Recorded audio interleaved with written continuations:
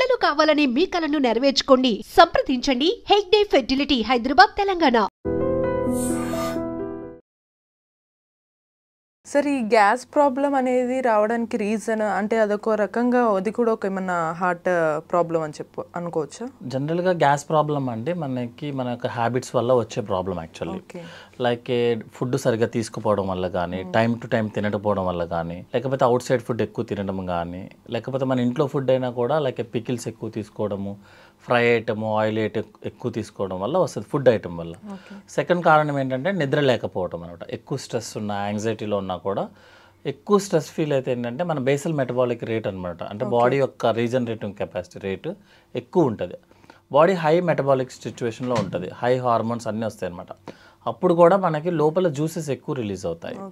మూడో కారణం ఏంటి అంటే మనకి వేరే other problems like financial issues ఉన్నప్పుడు ఏంటంటే ఫైనాన్షియల్ ఇష్యూ, పర్సనల్ ఇష్యూస్ అంటే మనం ఎక్కువ థింక్ చేస్తుంటాం అనమాట.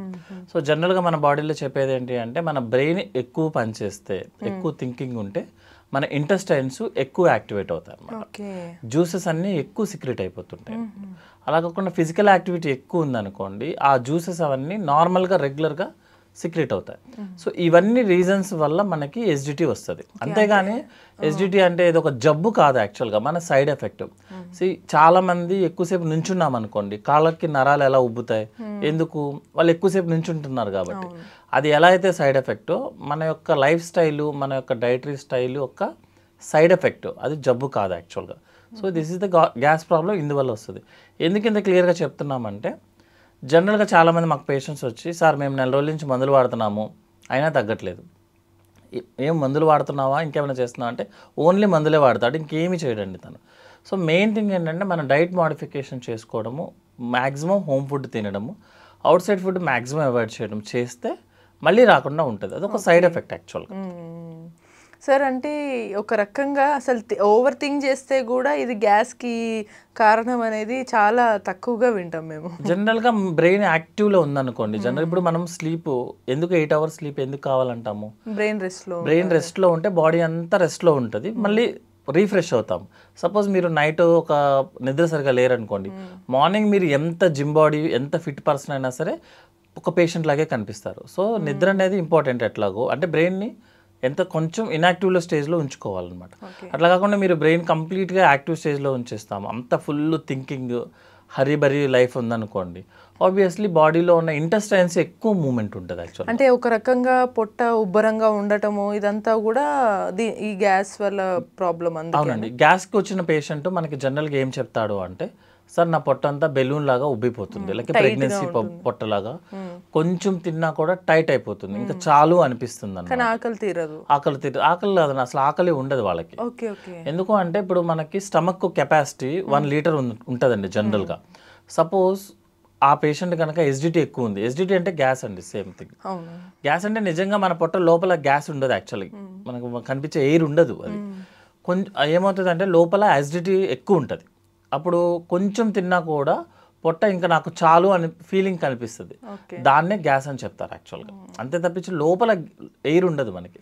జనరల్గా ట్యూబ్స్ పెట్టామనుకోండి, సపోజ్ మీరు ఎయిర్ ఉంది కదా అని చెప్పి నేను ట్యూబ్ పెట్టాను అనుకోండి, ఎయిర్ ఏం రాదు మనకి, అది ఫీలింగ్. బట్ గ్యాస్ ఉన్న వాళ్ళకి మళ్ళీ ఫర్టింగ్ వస్తుంది కదా సార్, అది ఎయిర్ కింద కన్సిడర్ అవుతుంది? ఆ ఎయిర్కి ఫర్టింగ్కి సంబంధం లేదండి, ఎందుకంటే స్టమక్ దాటి ఆల్మోస్ట్ 6 to 7 meters దాటిన తర్వాత మనకి గ్యాస్ కింద నుంచి రిలీజ్ అయితే దాన్ని ఫర్టింగ్ అంటారు. Farting is lower GA problem అనమాట, అంటే కోలాన్లో వచ్చే ప్రాబ్లమ్ని ఫర్టింగ్ అంటాం. అప్పర్ జిఏ ప్రాబ్లం ఏంటంటే గ్యాస్, అంటే టైట్గా ఉండటము, పైనుంచి తేనుపులు వస్తే గ్యాస్ ప్రాబ్లం, కింద నుంచి ఫార్టింగ్ ఎక్కువ వస్తే లోవర్ జిఏ ప్రాబ్లం, అంటే కోలాన్ ప్రాబ్లం అనమాట. So 2 different actually. కాకపోతే ఏమవుతుంది అంటే మనకి ఎస్డిటీ ఉన్న వాళ్ళకి డైజెషన్ సరిగా అవ్వదు కాబట్టి, డైజెషన్ సరిగా అవ్వకపోతే మన పెద్ద పేగులో ఉన్న బ్యాక్టీరియా ఆ అన్డైజెస్టెడ్ ఫుడ్ మెటీరియల్ని తింటుంది అనమాట. తిన్న తర్వాత మనకి నైట్రోజన్ రిలీజ్ అవుతుంది.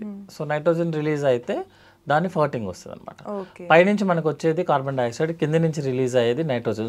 సో 2 డిఫరెంట్ కెమికల్ వర్డ్స్లో చెప్పాలంటే. సరే, ఈ గ్యాస్ వల్ల కడుపు ఉబ్బరంగా ఉంటుంది, కొంతే తినగలుగుతారు, బట్ ఆ తిన్న కొంత అయినా సరే టైట్గా ఉంటుందంటే అరగట్లేదనే అర్థం చేసుకోవచ్చు. జనరల్గా మనకి మీనింగ్ అరగట్లేదు అంటే పొట్ట ఫ్లాట్గా ఉంది, కొంచెం ఈజీగా ఉంది అనుకోండి, మన ఫుడ్ అరిగిపోయినట్టు లెక్క మన ఫీలింగ్లో.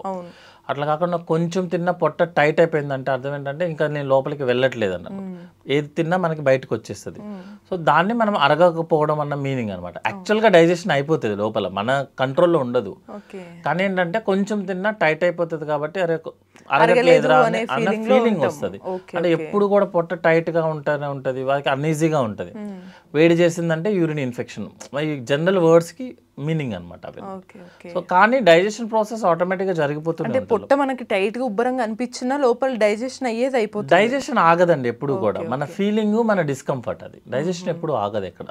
సో అంటే అట్లా పొట్ట ఉబ్బరంగా ఉండి డైజెషన్ కాలేదనుకొని కొంతమంది వేరే వేరే మెడికేషన్సో లేకపోతే ఇంకేదో సోడాలో ఇంకేవో తాగేస్తూ ఉంటారు తగ్గట్లేదని, అది మంచిదేనా కాదా సార్? జనరల్గా సోడా అనేది ఇమీడియట్గా రిలీఫ్ కోసం యూజ్ చేయడంలో ఎప్పుడో ఒకసారి యూజ్ చేయడంలో తప్పలేదండి యాక్చువల్గా.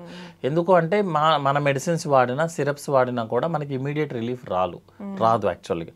సో జనరల్గా ఏంటంటే ఒక్కసారి సోడాను ఏదన్నా తీసుకొని జస్ట్, ఎందుకంటే కొంతమంది మరీ డిస్కంఫర్ట్గా ఫీల్ అవుతారు యాక్చువల్గా, అంటే కూడా అవ్వలేరు, ఆయాసం వచ్చేస్తుంటుంది, గ్యాస్ ఎగదంతూ ఉంటుంది అంటారు యాక్చువల్గా.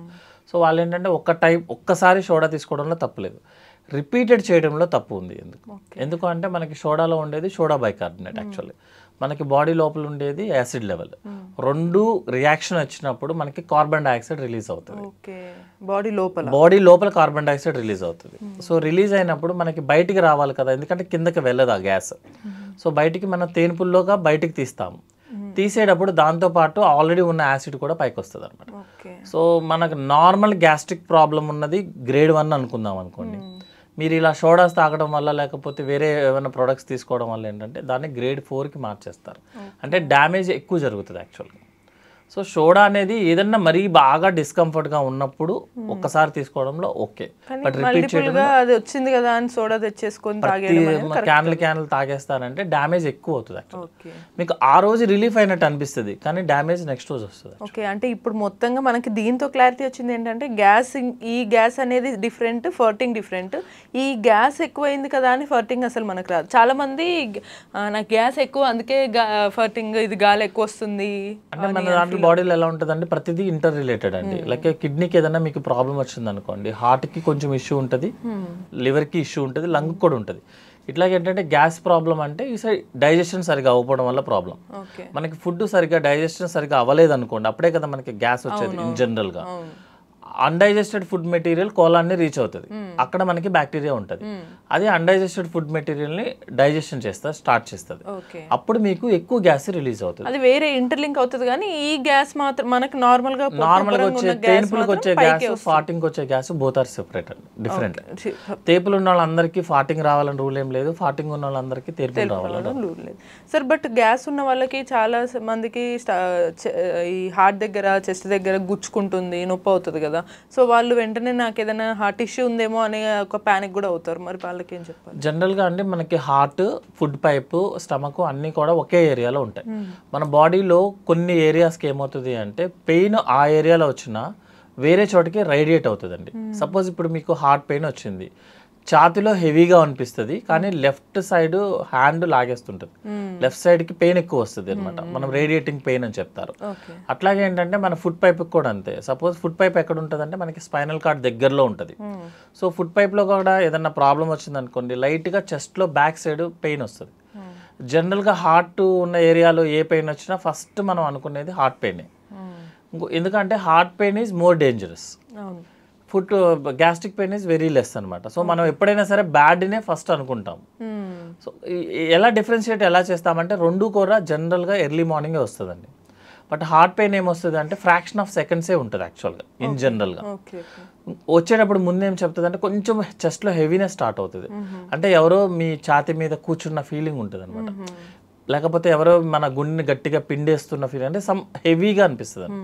తర్వాత మైల్డ్గా మనకి పాల్పిటేషన్స్, అంటే గుండె దడగా రావటము, చెమటలు పట్టడము, లెఫ్ట్ సైడ్ హ్యాండ్ దగ్గర పెయిన్స్ రావటము ఫింగర్స్కి వైపుకి.